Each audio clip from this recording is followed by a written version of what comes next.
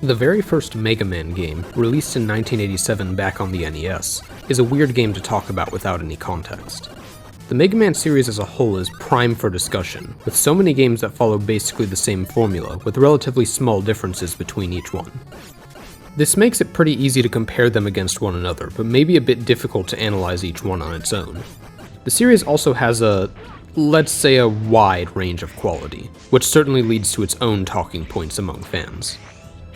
The classic series, which includes Mega Man 1 through 11 and a few spin-offs, is actually one of the more consistent sub-series within the overarching Mega Man franchise, if you ask me.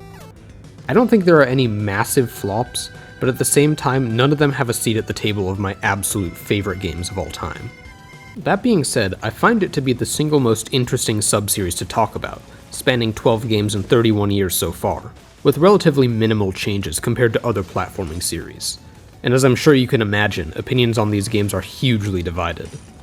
I first played the classic series on the Mega Man Legacy Collection back around 2020 or so. I enjoyed it the first time around, but not really enough to call it one of my favorites. About a year ago though, I did another run through the games and found that I actually liked them way more than I did before. But even then, I think the series as a whole is way more interesting than the sum of its parts. And that leads us to today's discussion. Let's talk about Mega Man 1. How does it fare as a game on its own, and how well does it start off a massive franchise of games? Let's get started. First, what even is a Mega Man? Basically every game in the series follows the same basic premise, each with their own alterations. You get a few stages to choose from right away, in this case only 6. All you know about them beforehand is the boss you'll fight at the end, which also determines the level's theming. You can actually play through the stages in whatever order you want, which was the big new innovation back when this game first released. The stages themselves are played as simple run-and-gun platformers, where you can move, jump, shoot, and that's about it for now. The series also places a lot of importance on combat, and the challenge of the classic series mostly comes from proper positioning, reading enemy attacks and movement, and counter-attacking or dodging them, often while doing some difficult platforming. The other important part of a Mega Man game is getting some kind of permanent upgrade from each boss you beat. For instance, in this game if you beat Iceman, you can take his ice weapon and use it to freeze enemies in place. Or you can take Bomb Man's power and throw a hilariously useless bomb. Pretty straightforward stuff. What makes this more interesting is that many enemies and stage hazards react to specific weapons, and each boss is weak to another boss's weapon. This whole structure is a fantastic idea, and leads to a style of gameplay that you really can't get outside of the Mega Man series, for better and for worse. Some of the boss weapons are incredibly useful, and getting them feels like a huge increase in your power level. If you're having trouble beating a stage or a boss, coming back later with another weapon is a totally valid option, and should give you an easier time. In Mega Man 1 specifically, a lot of these weaknesses make intuitive sense, and you can probably figure them out without too much hassle. Fireman is weak to ice, Elecman is weak to Cutman because you cut his electrical wires, Gutsman the construction-themed boss is weak to bombs, etc. The issue here is that some bosses are practically impossible to beat without their weakness. Elecman in particular is famously unbeatable without upgrades. Seriously, you are not going to beat him without Cutman's weapon. But if you do have the weakness, he just kind of explodes? I don't know, I think the concept here is great, but the execution leaves a lot to be desired. Having the weakness shouldn't be an instant win, you should just be fighting a boss with an advantage. And on the other hand, not having a weakness shouldn't mean you instantly lose. Some of these stages can be pretty frustrating to get through, so if you get all the way to the boss, then run into a brick wall and have to leave and go play another stage to get the correct weakness, that just gets really demoralizing after a while. What helps us out in Mega Man 1 is Cutman and Bomb Man, who are both intended to be good starter stages. It's good to see they were thinking about this from the very start of the series. Personally, when I play Mega Man games, I don't really like looking up the weakness order. For me, a big part of the appeal of Mega Man is the trial and error, and figuring out that I was right about what a boss is weak to and finally finishing the stage feels really good. Mega Man 1 actually gives you a 1 in 3 chance of getting an easy stage on your first pick, and Gutsman is also doable without his weakness, even if it's a bit inconsistent. This means the trial and error shouldn't take too long before you find a beatable stage, which I appreciate. The last part of a Mega Man game is the final stages. After completing all of the main stages, in Mega Man 1 you have a gauntlet of 4 stages in a row as you approach Dr. Wily's castle. These stages know you have all of the weapons in the game, so they can actually incorporate them into the level design itself, rather than just the bosses or optional items.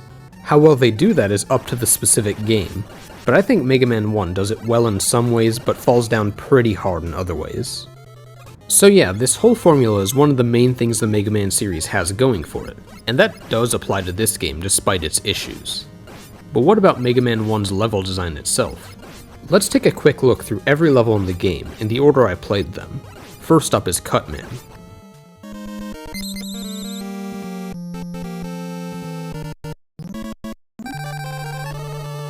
Cutman is an absolute nothing of a stage. It's not bad, but it takes approximately -2 seconds to forget the whole thing exists. Somehow the most memorable part is literally the first screen, where this annoying enemy tries to stop you from climbing up a ladder. These enemies show up a lot in this stage, and they are not fun to deal with. If you're patient, they're not too bad, but these are the end of anyone trying to rush their way through the stage. The boss himself isn't totally brain dead to beat, but if you know what you're doing, it doesn't take much effort. At least you have to think before you act, and the semi-cramped arena makes any projectile take some work to dodge. His weapon is pretty nice too, killing a lot of annoying enemies in one hit, and traveling in a very useful arc that hits places you can't with the default weapon. Next up is Bomb Man. I like this stage more since the stage hazards make you play patiently without grinding everything to a halt, and the simplicity is nice. The music here is one of the better songs in the game, although it's still nothing special, as is the rest of the music. There are some bombs coming out of pits that are hard to avoid, but don't do much damage, so it's a fair challenge. The boss is also pretty easy, although a bit harder than Cutman. He's another good choice for a starter stage, although that's hampered a bit by the fact that his weapon is completely useless. Like, come on, what even is this thing? Gutsman, which is a pretty strange name when you actually read it out loud, is another decent stage. You finally get some tough do-or-die platforming sections, like these moving platforms that dump you into the abyss when the track runs out, meaning you have to jump with good timing. I like that this is near the beginning, so the penalty for dying isn't bad. There's a maze section at the end where if you choose a harder path you can get some pickups. The boss is not fun at all, and I actually hate it. It's not even that hard, he just jumps back and forth and occasionally throws a block at you. Anytime he jumps you get stunned, which happens constantly. His weapon lets you pick up some specific blocks and throw them, causing huge damage. But as we'll get to in a bit, the way it's implemented is maybe the game's biggest flaw, and causes some massive issues that I can't overlook. Elecman stage is probably the most interesting one in the game. It's a full-on vertical ascent to the top, which is a great change of pace. You can also choose between two different paths on the left and right, which are pretty different, so it's a cool choice to have. The vertical climb means a huge part of this stage is climbing ladders, and I have to say, I'm not a huge fan. Like I mentioned before, Elecman himself is a terrible boss because he's essentially impossible to beat without Cutman's weapon. And with the weapon, he just spontaneously combusts. However, I do like that a lot of enemies in the stage itself are weak to Cutman's weapon, since you won't be beating the stage without it anyway. But my biggest problem with Elecman is Gutsman. If you choose the path on the right, the ending is blocked off and requires his weapon to get through. Seriously, what the heck is that about? If you chose that route, you literally have to go all the way back to the bottom of the section or just die. Even worse, as you climb up, you'll see this thing that looks like a power-up behind some nondescript blocks. If you don't have the right weapon, you just can't get it. And joke's on you, this weapon is the Magnet Beam, which lets you create your own platforms.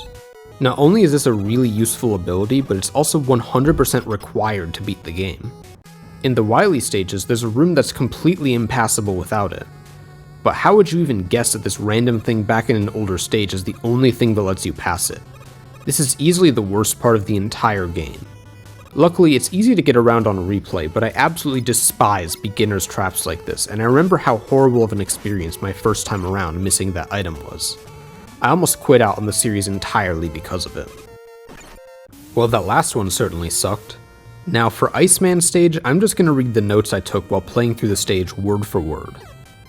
Water literally does nothing except make the game intentionally lag. Ew. Ice physics.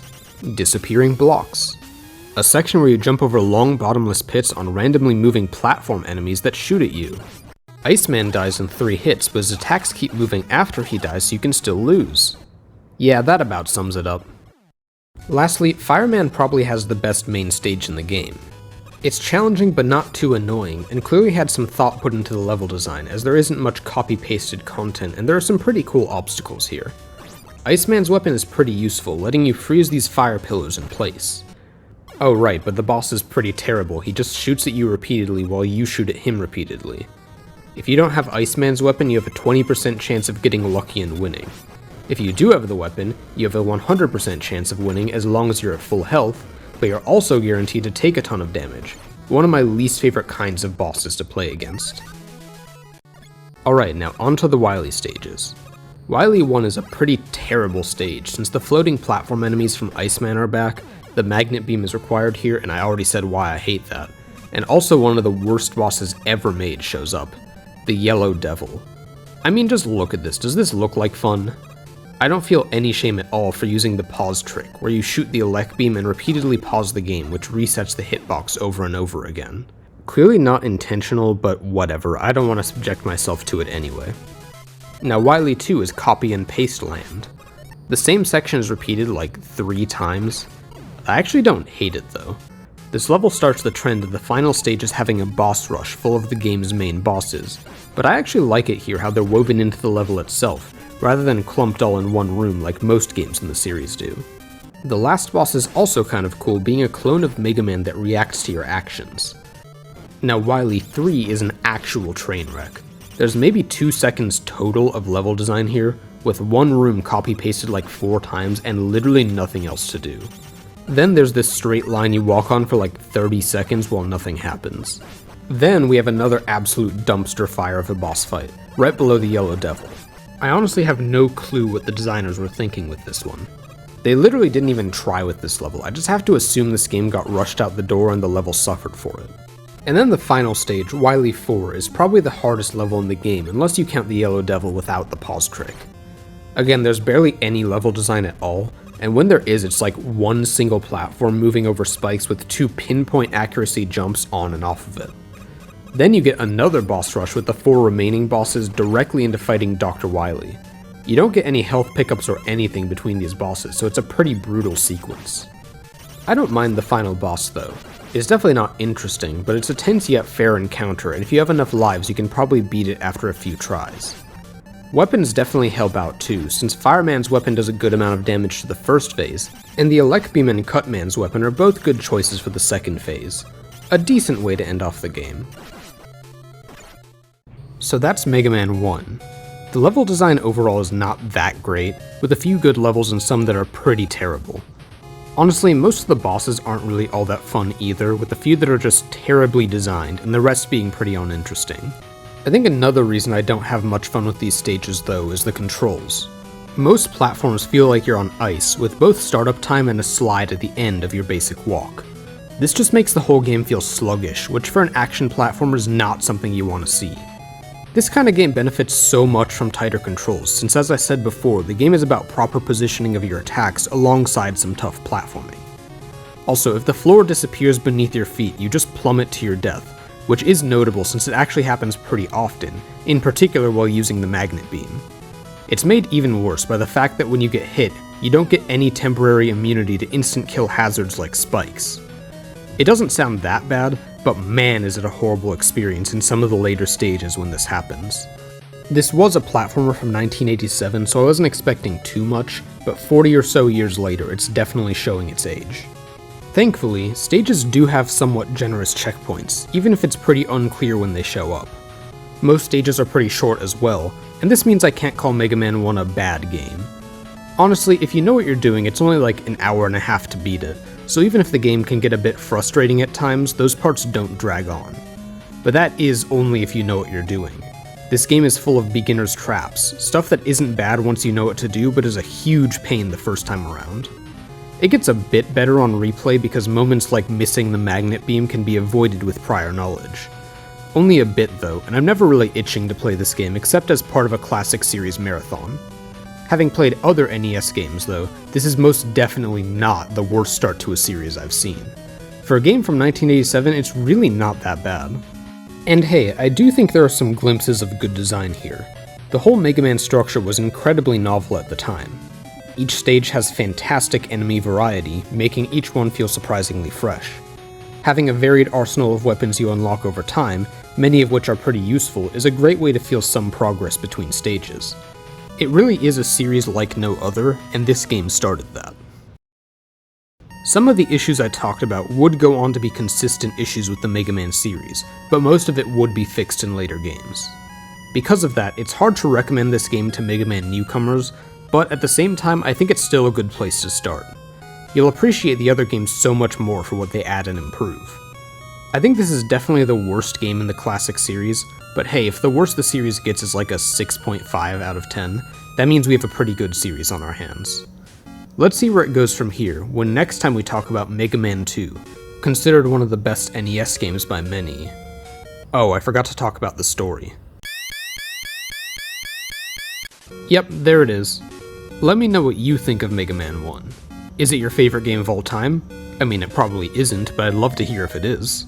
See you next time, and thanks for watching.